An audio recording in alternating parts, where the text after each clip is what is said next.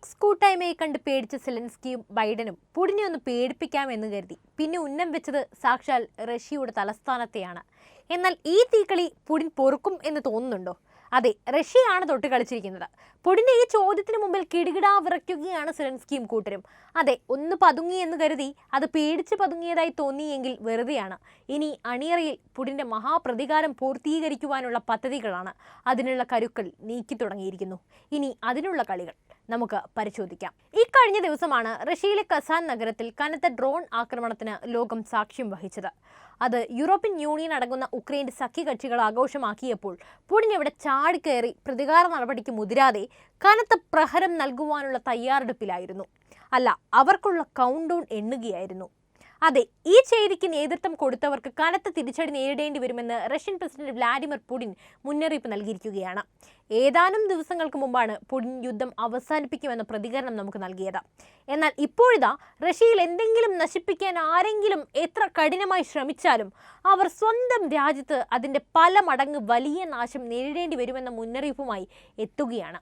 തലസ്ഥാനമായ കസാൻ ആക്രമണത്തിൽ നിന്ന് കരകയറുമെന്ന് പുടിൻ ടാറ്റർസ്ഥാന്റെ നേതാവായ റുസ്തം മിനിഗാവിനോട് ഉറപ്പു നൽകിയിട്ടുണ്ട്. നമ്മുടെ ശത്രുക്കളും എതിരാളികളും നശിപ്പിച്ചതെല്ലാം പ്രാദേശിക അധികാരികൾ പുനഃസ്ഥാപിക്കുമെന്ന് തനിക്ക് ഉറപ്പുണ്ടെന്നും പുടിൻ പറയുന്നു. പുതിയ ഗതാഗത ഇൻഫ്രാസ്ട്രക്ചർ പദ്ധതികൾ ആരംഭിക്കുന്നതിനെക്കുറിച്ചുള്ള വീഡിയോ കോൺഫറൻസിൽ സംസാരിക്കുമ്പോഴായിരുന്നു റഷ്യയുടെ നിലപാട് അദ്ദേഹം കടുപ്പിച്ച് പ്രഖ്യാപിച്ചത്. കൂടാതെ നമ്മുടെ രാജ്യത്ത് അവർ ചെയ്യാൻ ശ്രമിക്കുന്നതിൽ ഖേദിക്കുകയും ചെയ്യും. അദ്ദേഹം ഞായറാഴ്ചയാണ് ഈ പ്രതികരണം നൽകുന്നത്. ഡിസംബർ 21-ന് കസാനിൽ നടന്ന ആക്രമണം റെസിഡൻഷ്യൽ കെട്ടിടങ്ങളെയും ഒരു ഫാക്ടറിയെയും ലക്ഷ്യമിട്ടുകൊണ്ടായിരുന്നു നടന്നത്. ഇത് കെട്ടിടങ്ങൾക്ക് കേടുപാടുകൾ വരുത്തിയെങ്കിലും ആളപായമൊന്നും ഉണ്ടായിട്ടില്ലെന്ന് പ്രാദേശിക അധികാരികൾ വ്യക്തമാക്കിയിരുന്നു. 6 റെസിഡൻഷ്യൽ കെട്ടിടങ്ങളിലും ഒരു വ്യാവസായിക സ്ഥാപനത്തിലും നേരെയായിരുന്നു ഈ ആക്രമണം നടന്നത്. ഇതിൽ നിരവധി ഡ്രോണുകളെ റഷ്യ വെടിവെച്ചിട്ടിരുന്നു. റഷ്യൻ പ്രതിരോധ മന്ത്രാലയം പറയുന്നതനുസരിച്ച് ഉക്രൈൻ 3 തരംഗ ഫിക്സഡ് വിംഗ് ഡ്രോണുകളാണ് വിന്യസിച്ചിരുന്നത്. ഇതിൽ ഇൻകമിംഗ് UVAകളിൽ 3 റഷ്യൻ വ്യോമ പ്രതിരോധ സംവിധാനം വെടിവെച്ച് വീഴ്ത്തി. 3 ഇലക്ട്രോണിക് യുദ്ധ സംവിധാനങ്ങളുടെ സഹായത്തോടെ തകർത്തതായും സൈന്യം വ്യക്തമാക്കിയിട്ടുണ്ട്. 2022 ഫെബ്രുവരിയിൽ ഉക്രൈൻ സംഘർഷം രൂക്ഷമായതിനു ശേഷം ഉക്രൈനിൽ നിന്നുള്ള ഡ്രോണുകൾ മോസ്കോയിലും രാജ്യത്തിലെ മറ്റ് പല പ്രദേശങ്ങളിലും അനവധി തവണ റഷ്യ തടഞ്ഞിട്ടുണ്ട്. ഏതാനും ചിലത് മാത്രമാണ് ലക്ഷ്യസ്ഥാനത്ത് എത്തിയിരുന്നത്. ഈ സംഭവങ്ങളിൽ ഭൂരിഭാഗവും നടന്നത് ഇരു രാജ്യങ്ങളും തമ്മിലുള്ള അതിർത്തിയോട് താരതമ്യേന അടുത്തുള്ള പ്രദേശങ്ങളിലാണ്. ഇതിന് വിപരീതമായി ഉക്രൈനിൽ നിന്ന് ഏകദേശം 1379 കിലോമീറ്റർ അഥവാ 857 മൈൽ അകലെയായിട്ടാണ് ഇപ്പോൾ ആക്രമണം നടന്ന കസാൻ സ്ഥിതി ചെയ്യുന്നത്. ഇതിന് പിന്നിലും അമേരിക്കയുടെ കരങ്ങളാണെന്നാണ് റഷ്യ സംശയിക്കുന്നത്. ഒക്ടോബറിൽ കസാൻ ആതിഥേയത്വം വഹിച്ച ബ്രിക്സ് ഉച്ചകോടിക്കുള്ള ഉക്രൈന്റെ പ്രതികാരമാണ് ഭീകരാക്രമണം എന്നാണ് റഷ്യൻ വിദേശകാര്യ മന്ത്രാലയ വക്താവ് മരിയ സഖരോവ ആരോപിച്ചിരിക്കുന്നത്. ലോകത്തിൽ ബ്രിക്സ് കൂട്ടായ്മയുടെ ശക്തിയും സ്വാധീനവും പ്രകടമാക്കിയത് പാശ്ചാത്യ ശക്തികൾക്ക് വലിയ പ്രഹരമാണെന്നാണ് അദ്ദേഹം വിലയിരുത്തുന്നത്. നമ്മുടെ രാജ്യത്തെ ചലനാത്മകമായി വികസിച്ചുകൊണ്ടിരിക്കുന്ന ഒരു പ്രദേശത്തിലെ ജനങ്ങളെ ഭയപ്പെടുത്താനുള്ള ശ്രമം കൂടിയാണ് ഡ്രോൺ ആക്രമണത്തിലൂടെ അമേരിക്കൻ ശരിയുടെ പിന്തുണയോടെ ഉക്രൈൻ നടത്തിയതെന്നാണ് മരിയ ആരോപിച്ചിരിക്കുന്നത്. ഇതിന് തൊട്ടു പിന്നാലെയാണ് ഉടൻ തന്നെ തിരിച്ചടി ഉണ്ടാകുമെന്ന് റഷ്യൻ പ്രസിഡന്റും ഇപ്പോൾ പ്രഖ്യാപിച്ചിരിക്കുന്നത്. ഉക്രൈൻ തലസ്ഥാനമായ കീവിലെ സെലൻസ്കിയുടെ ഓഫീസ്, സൈനിക ആസ്ഥാനം തുടങ്ങി നാറ്റോ രാജ്യങ്ങളിലെ എംബസികൾ വരെ നിലവിൽ വലിയ ആക്രമണ ഭീഷണിയിലാണുള്ളത്. റഷ്യ ഏത് രൂപത്തിൽ പ്രതികാരം ചെയ്യുമെന്നാണ് ലോക രാജ്യങ്ങൾ ഒന്നടങ്കം തന്നെ ഉറ്റുനോക്കുന്നത്. കഴിഞ്ഞ ദിവസങ്ങളിൽ നടന്ന റഷ്യൻ ബോംബാക്രമണത്തിൽ അമേരിക്കൻ സഖ്യകക്ഷികളിലെ ഓഫീസുകൾ പ്രവർത്തിക്കുന്ന കെട്ടിടങ്ങൾ വരെ ആക്രമണത്തിന് ഇരയായതിനാൽ തന്നെ ഇപ്പോഴത്തെ ഉക്രൈന് പ്രകോപനത്തിന് വലിയ തിരിച്ചടി തന്നെ റഷ്യ നൽകുമെന്ന അഭ്യൂഹവും ശക്തമാണ്. റഷ്യയിൽ 9/11 സമാനമായ ആക്രമണമാണ് ഡ്രോണുകൾ കെട്ടിടത്തിലേക്ക് ഇടിച്ചു കയറ്റിയത് വഴി നടത്തിയതെന്ന് ആഘോഷിക്കുന്ന പാശ്ചാത്യ മാധ്യമങ്ങൾ റഷ്യയുടെ തിരിച്ചടി എങ്ങനെയെന്ന് കണ്ടുകൊള്ളൂ എന്ന വെല്ലുവിളി റഷ്യയിലെ മുൻ സൈനിക ഉദ്യോഗസ്ഥരും ഇപ്പോൾ നടത്തിയിട്ടുണ്ട്. പുടിൻ തന്നെ തിരിച്ചടി പ്രഖ്യാപിച്ചതിനാൽ അമേരിക്കയും നാറ്റോ സഖ്യകക്ഷികളും വലിയ ആശങ്കയിലാണുള്ളത്. അതേസമയം കസാനിൽ ഇങ്ങനെയൊക്കെ സംഭവിച്ചെങ്കിലും യുദ്ധക്കൊതിയനായ ബൈഡൻ ഭരണകൂടത്തിന്റെ അടുത്ത നീക്കത്തിന് ട്രംപ് ആപ്പ് വെച്ചിട്ടുണ്ട്. അതായത് 3-ാം ലോക മഹായുദ്ധം എന്ന ബൈഡന്റെ സ്വപ്നത്തെ അസ്തമിപ്പിക്കുവാനുള്ള പ്രയത്നത്തിലാണ് ട്രംപ് ഇപ്പോഴുള്ളത്. സംഭവം എന്താണെന്നാൽ തായ്വാന് കൂടുതൽ സൈനിക സഹായം നൽകാൻ തീരുമാനിച്ചുകൊണ്ട് ചൈനയെയും അമേരിക്ക പ്രകോപിപ്പിക്കുകയാണ്.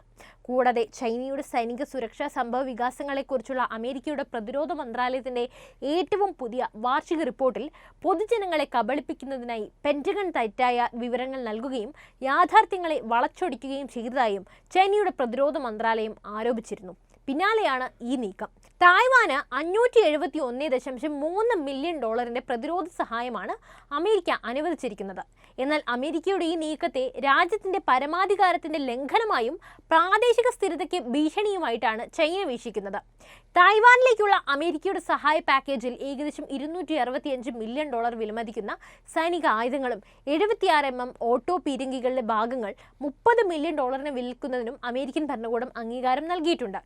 5 വർഷത്തെ കാത്തിരിപ്പിനൊടുവിൽ അമേരിക്കയിൽ നിന്ന് 38 അംബ്രാസ് ടാങ്കുകൾ തായ്വാന് ലഭിച്ചതായി വാൾ സ്ട്രീറ്റ് ജേണൽ റിപ്പോർട്ട് ചെയ്തിരുന്നു. തായ്വാനെ ചൈനയുടെ ഒരു ഭാഗമായി കാണുന്ന വൺ ചൈന പോളിസി ഔദ്യോഗികമായി പിന്തുടരുമ്പോൾ തന്നെയാണ് അമേരിക്ക തായ്വാനുമായി സൈനിക സഹകരണത്തിൽ ഏർപ്പെടുന്നതും എന്ന് ഓർക്കണം. ഡിസംബറിന്റെ തുടക്കത്തിൽ നിരവധി അമേരിക്കൻ സൈനിക സ്ഥാപനങ്ങൾക്കും ഉന്നത ഉദ്യോഗസ്ഥർക്കുമെതിരെ ചൈന ഉപരോധം ഏർപ്പെടുത്തിയിരുന്നു. തായ്വാൻ ആയുധ വിൽപ്പനയ്ക്ക് അനുമതി നൽകിയതിന് മറുപടിയായിട്ടായിരുന്നു ഈ ഉപരോധം. ഒക്ടോബറിൽ $2 ബില്യൺ പാക്കേജിന് ശേഷം വീണ്ടും നവംബറിൽ $385 മില്യൺ പാക്കേജിനും അമേരിക്ക അംഗീകാരം നൽകിയിരുന്നു. സെപ്റ്റംബറിൽ $567 മില്യൺ ഇടപാടും അമേരിക്ക നടത്തിയിരുന്നു. ഒക്ടോബറിലാകട്ടെ ചൈന തായ്വാന് ചുറ്റും വലിയ തോതിലുള്ള സൈനിക അഭ്യാസവും നടത്തിയിരുന്നു.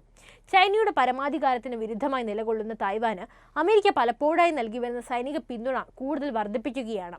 അതിബുദ്ധിയും അത്യാഗ്രഹവും ഒരുവനെ സ്വയം വെട്ടിലാക്കുമെന്ന ലോകസത്യം അമേരിക്ക തിരിച്ചറിയേണ്ട നാളുകൾ എത്രയോ ക്രമീകരിച്ചിരിക്കുകയാണ്. അതുതന്നെയാണ് പുടിനടക്കമുള്ള ലോക നേതാക്കൾ അക്കമിട്ട് നിരത്തിക്കൊണ്ട് ചൂണ്ടിക്കാണിക്കുന്നത്. ചുരുക്കി പറഞ്ഞാൽ ലോക സമാധാനം എന്ന ട്രംപിന്റെ അഭിലാഷങ്ങളെ തല്ലിത്തകർക്കുക എന്ന ആഗ്രഹമാണ് ബൈഡന് അന്നും ഇന്നും ഉള്ളത്. ഉക്രൈനെ മുൻനിർത്തി പുടിനോട് മല്ലടിക്കുന്ന ജോ ബൈഡന് യുദ്ധം അവസാനിപ്പിക്കുന്നതിനോട് യാതൊരു യോജിപ്പുമില്ല.